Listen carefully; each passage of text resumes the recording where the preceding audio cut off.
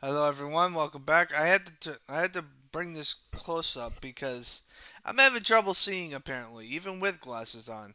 In the 1980s, Nerf flick Tron is pretty much a movie, so it's made by Belly Midway. It's an action game, arcade game. Jeff Bridges played Flynn, a video game designer turned game video arcade owner, and it's his first scene see him beating a level dull tank Watt game while a crowd cheers on. A game from the film was invincible, and while Tron two-dimensional top-down graphics don't match the movie's straight, they nail its like look in its most famous oh, what's the hell that word, action sequence. Okay, I know Tron's a movie. I've seen the movie before, I believe, but I know it's Tron's a movie. So the arcade is basing themselves off the movie, which is kind of hard for the hardware that it is now. The game offers four distinct challenges, and at each level they get harder. Instead of one tank is 3 times stronger than you, it's 9, and so forth. Okay, you a outmaneuver tank. Okay, hold on. Okay, making sure that my microphone's on. You get an outmaneuver tank. The tanks throw your frisbee like disc at a virus infestation. Shit, no! Infestation. Yeah, infestation. My laptop's infestation because of the fact that I turned back the page. In the best of all, race to light circles, outrunning your opponents and pinning them on in with the trial you leave behind. The races are essentially like playing a competitive version of Snake, and the top-down perspective lacks the danger of the film's close-up shots. But no matter the thrill of playing chicken and then breaking away at the perfect right angle never gets old. Yeah, it never gets old. My ass. Tron is weakest when you're not in a vehicle. The disc throwing activities feel bland. See, this is the problem with this book that I'm having issues with when I'm reading it. They want you to play this game, but then they disrespect it of the game that you're reading about. Like it's I've had this happen to me like 3 or 4 times now. It's driving me freaking nuts. And breaking down the rotating rainbow color barrier to the master control program block by block, it is sheer hard. Well, then again, there's also a pro to it because if they're talking about the cons of the video game, that means you can be aware of it. And I like the honesty, but you're trying to make me play this game by putting it into a book, but then you're disrespecting it. Like, what the fuck? But the tank levels take fast and clever tactics to beat, and the racing remains nail biting today. In some ways, the game predicts the future of movie tilt tie-ins, a setup of activists that copy, however, ex- exactly what you saw on the screen, but at least the cabinet helps translate the look of the film to the arcade, with Neo lines inscribed on its side panels and a translate translucent blue joystick to steer your way. The uncommon sequel to both the film and game promises remarkable effects and breathtaking visuals, but just how will the Tron Legacy simple tension and the compulsiveness of the original? I have no idea what the hell that word is. Okay. Never played Tron, never played it, and hardly going to an arcade. So next up, we've got um, Time Pilot. So it's an arcade game. It's made by Konami, apparently. That's interesting. So for an uncompromising shooter, Time Pilot start. That's a shooting up too. Start screen had a way with words. Play Time Pilot. It can it can George adding please deposit coin to this game. It has no such manners once you did. Once one of the earliest games from Yoshiki Yamamoto, I think his name, for the arcade classic among them Street Fighter 2. We will get to Street Fighter 2. I know that. The most striking thing about the game is how effectively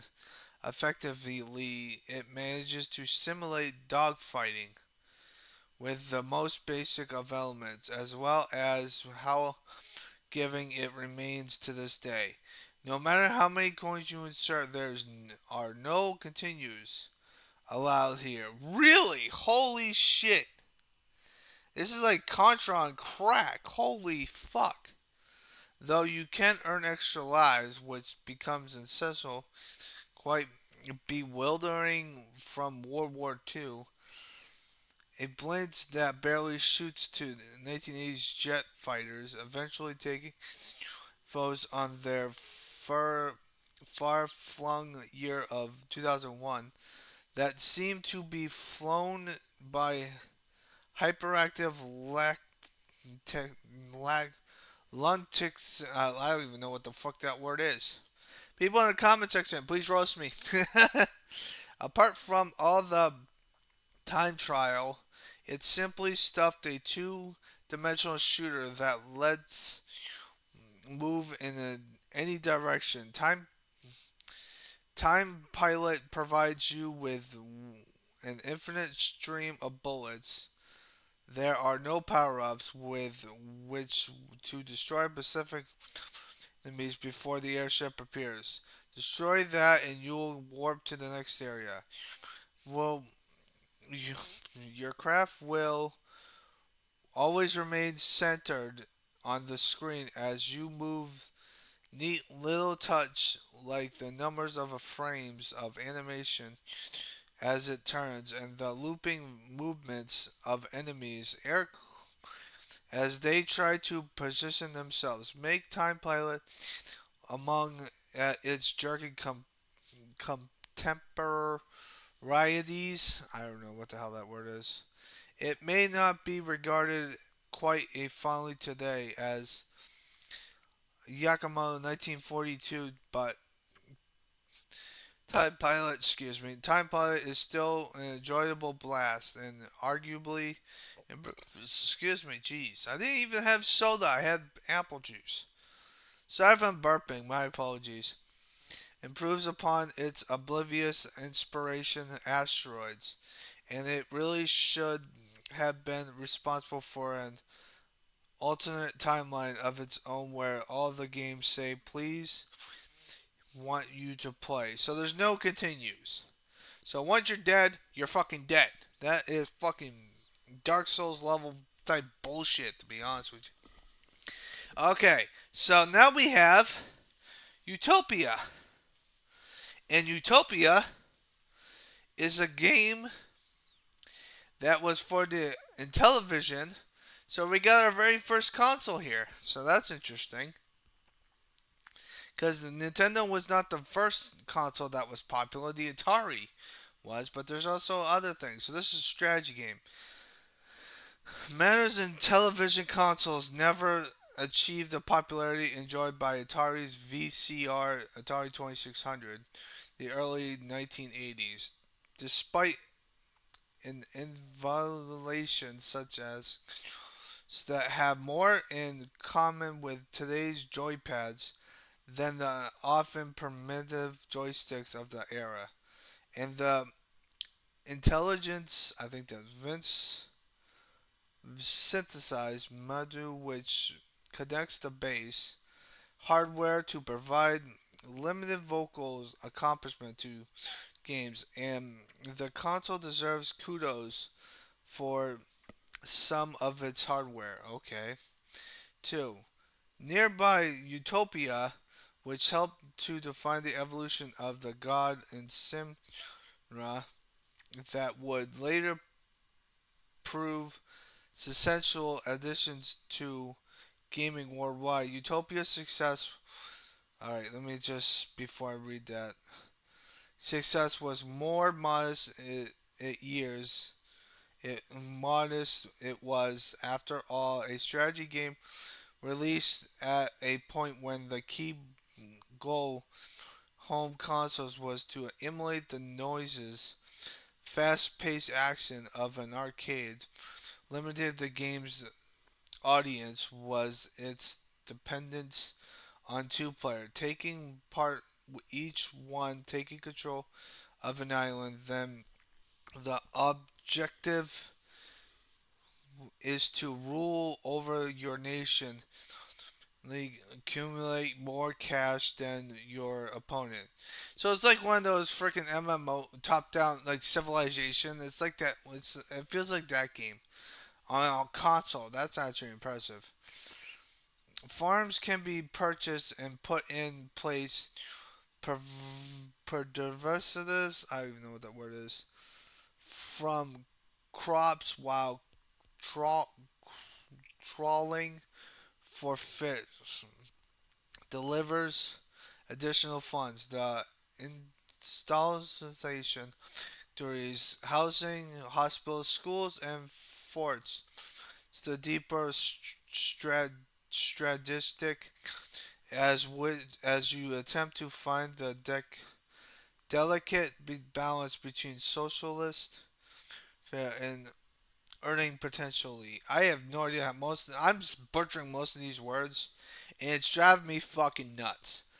Such concentrations, excuse me, may make Utopia seem like a dull game, but the interactions between players provide the spark, most notably when one sends out a PT boat in pursuit of an other's fishing vessel, spends cash to create rebel uprising within the opposing territory. Oh, so it's not like, okay, that makes sense.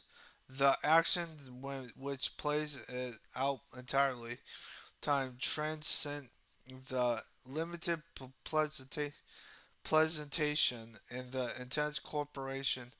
It competition, not corporation. Intense competition inspires a hallmark that it's the best multiplayer game throughout history. Okay. So pretty much it's your 1980s Mario Party. That's what sells me. Okay. So iRobot. I've never played any of these games. Just to shoot 'em up, and the thumbnail will be iRobot. Just to let you know, if you made this far into the fucking video to begin with. Today, Polygon serves as a fundamental building blocks for all but the most simplistic games, whether you're running on a high PC or modestly powered mobile phones. But in the early 1980s, where more exotic artifacts and only rarely seen.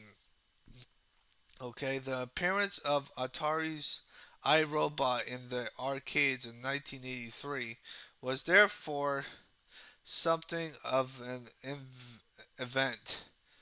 Okay, originally titled Ice Castles, the game's brightly colored, filled, three-dimensional object and terrains were a quantum leap beyond the wire flames spacecraft. I didn't know I know quantum physics. And landscape of many traditional arcade machines. It presented solid looking environments there that felt like what they were supposed to be. Visions of a far off universe. Yes. Okay. Game history is literally with technology pioneering that fall to supply substance to go with their interventions. But a iRobot delivers an engaging challenge within its revolutionary alien playscapes. Your task as unhappy interface robot for is to change the color of the from red to blue by simply or maneuvering over it. Okay. Sorry, I had to clean my screen.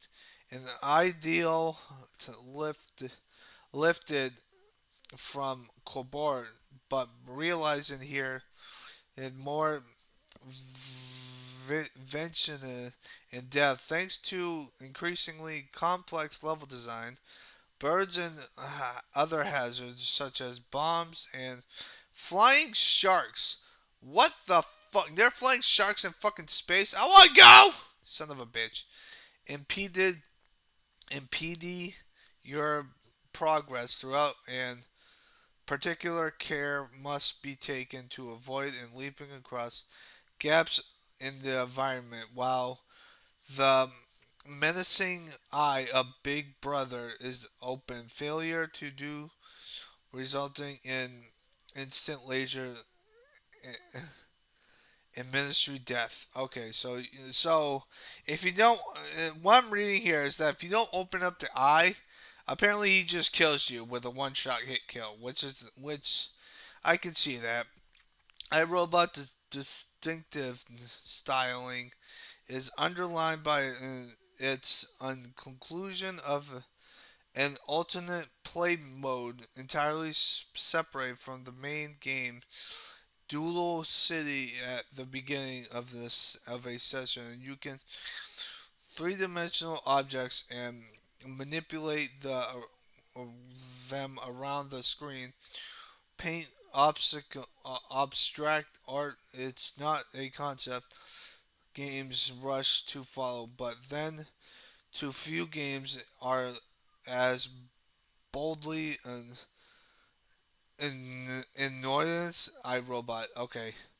So I've never played any of these games, so I have no idea what I'm reading about, but it's kind of interesting. On iRobot has flying shots, utopias from a home console. Time Pilot seems like it's more like Dark Souls, and Tron's based off of a movie. That's really interesting. So what's the next games that we're gonna read? We're getting into Star Wars. All right, sweet. That game looks like a game of fucking chess, but we'll figure that out. So this that took me a long time because yeah, some of these videos are not gonna be over 20 minutes long, but yeah, but we're gonna be reading about archery and Star Wars, which should be interesting. I've never played Star Wars, the original Star Wars, but I've never played the other game either. But I know what Star Wars is, so we'll see that. See you guys later in the next video.